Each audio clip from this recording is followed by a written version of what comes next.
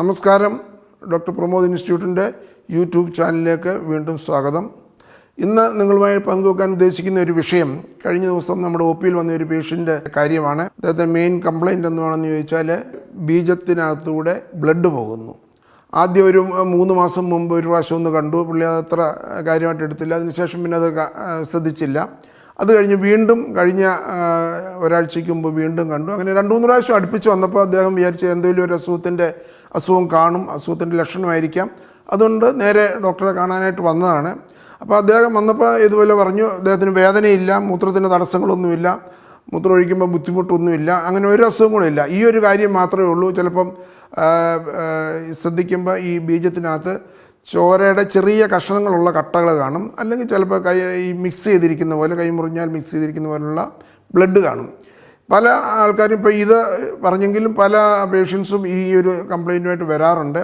പല ആൾക്കാർക്കും ചിലപ്പോൾ പ്രത്യേകിച്ച് വലിയൊരു കാരണം, ഒരു സീരിയസ് ആയിട്ടുള്ള കാരണം കാണണമെന്നില്ല. ചിലപ്പോൾ ഈ ബ്ലഡ് പോകുമ്പോൾ ഒന്നുകിൽ ചെറിയ ഇൻഫെക്ഷൻ ആയിരിക്കാം, അല്ലെങ്കിൽ അതുപോലുള്ള എന്തെങ്കിലും കുറച്ച് ഇൻഫ്ലമേഷനോ സ്ട്രെയിനോ അങ്ങനെയെല്ലാം വരുമ്പോൾ ഇത് കാണുന്നതായിരിക്കാം.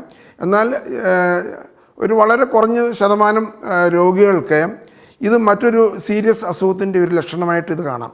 അതായത് ഈ പ്രോസ്റ്റേറ്റുമായിട്ട് ബന്ധപ്പെട്ട പ്രോസ്റ്റേറ്റ് ക്യാൻസറിലുണ്ടെങ്കിൽ ചിലപ്പോൾ അത് ആദ്യത്തെ സ്റ്റേജിലൊന്നും അറിയണമെന്നില്ല. ഇത് ഈ മൂത്രക്കുഴലിനെ ചുറ്റിയിരിക്കുന്ന പ്രോസ്റ്റേറ്റ് ആയതുകൊണ്ട് മൂത്രക്കുഴലിനകത്തോട്ട് ഇത് വളരും. ചിലപ്പോൾ ഈ പ്രോസ്റ്റേറ്റിൻ്റെ ഗ്രന്ഥി വളർന്നു കഴിഞ്ഞിട്ട് അതിനകത്തോട്ട് വളർന്നു കഴിഞ്ഞാൽ ചിലപ്പോൾ അത് എവിടെയെങ്കിലും പൊട്ടാൻ സാധ്യതയുണ്ട്. അങ്ങനെ പൊട്ടുമ്പോൾ ബീജം വരുമ്പോൾ അതിൻ്റെ കൂടെ ഇത് മിക്സ് ചെയ്ത് വെളിയിലോട്ട് വരും. അതാണ് ഹീമോസ്പേമിയ അല്ലെങ്കിൽ ഹെമറ്റോസ്പേമിയ എന്ന് പറയുന്ന ഒരു രോഗലക്ഷണം. ഒരു 90 അല്ലെങ്കിൽ 85% ആൾക്കാർക്കും ഇതുകൊണ്ട് വലിയ ദോഷമൊന്നും കാണത്തില്ല. പലരും ഇത് ശ്രദ്ധിക്കും, എന്തെങ്കിലും മരുന്ന് കഴിക്കുമ്പോൾ അതങ്ങ് മാറും. അല്ലെങ്കിൽ യൂറിൻ്റെ ഇൻഫെക്ഷനോ പ്രോസ്റ്റേറ്റ് ഇൻഫെക്ഷനോ ഒക്കെ വരുന്നവർക്ക് ഇത് കാണാറുണ്ട്. എന്നാൽ ഇതുപോലുള്ളൊരു ഒരു മേജർ അസുഖത്തിൻ്റെ ഭാഗമായിട്ടാണ് ഇത് കണ്ടതെങ്കിൽ നമ്മളിത് കണ്ടുപിടിക്കാതിരിക്കരുത്. കണ്ടുപിടിച്ചെങ്കിൽ അതിൻ്റെ ട്രീറ്റ്മെൻറ്റ് ചെയ്യണം. ഇത് മൂത്രക്കുഴലിലോട്ട് വളർന്നു കഴിഞ്ഞിട്ട് അതിനകത്തൊരു പൊട്ടൽ വരുമ്പോഴാണ് ഈ ബ്ലഡ് ഇങ്ങനെ വരുന്നത്. ചിലപ്പോൾ ഈ ബീജത്തിലൂടെ ബ്ലഡ് വരാം, അല്ലെങ്കിൽ ചിലപ്പോൾ വെറും മൂത്രക്കുഴലിനകത്തൂടെ തന്നെ ബ്ലഡ് ലീക്ക് ചെയ്ത് വരാം. ഇങ്ങനെയൊക്കെ വരാൻ സാധ്യതയുണ്ട്.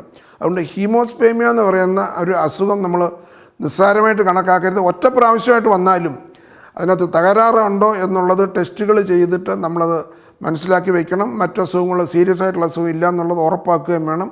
ചെറിയ ഇൻഫ്ലമേഷനൊക്കെ ആണെങ്കിൽ മരുന്ന് കഴിക്കുമ്പോൾ അത് കംപ്ലീറ്റ് ആയിട്ട് മാറും. ക്യാൻസറിൻ്റെ ഉണ്ടെങ്കിൽ അത് ക്യാൻസർ ട്രീറ്റ് ചെയ്താൽ ഈ അസുഖം കംപ്ലീറ്റ് ആയിട്ട് മാറും. നന്ദി.